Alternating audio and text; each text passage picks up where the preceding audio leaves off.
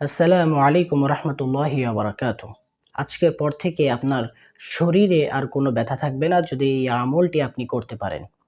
শরীরের যেকোনো স্থানের যেকোনো ব্যথা দূর করার জন্য শক্তিশালী একটি আমল, শক্তিশালী একটি দোয়া আজকে আপনাদেরকে শিখিয়ে দেব।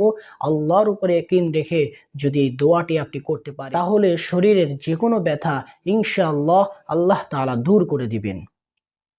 সেই দোয়াটি হচ্ছে রাসূলুল্লাহ সাল্লাল্লাহু আলাইহি ওয়াসাল্লাম হাদিসের মাধ্যমে আমাদেরকে সেই দোয়া শিখিয়েছেন।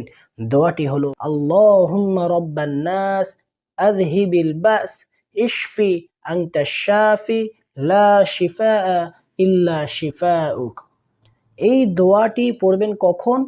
যেই স্থানে আপনার ব্যথা হচ্ছে সেই স্থানে হাত রেখে এই দোয়াটি পড়বেন এবং দোয়াটি পড়ার সাথে সাথে আপনার নিয়ত থাকবে আল্লাহ রব্বুল আলামিনের কাছে আমি আশ্রয় প্রার্থনা করতেছি।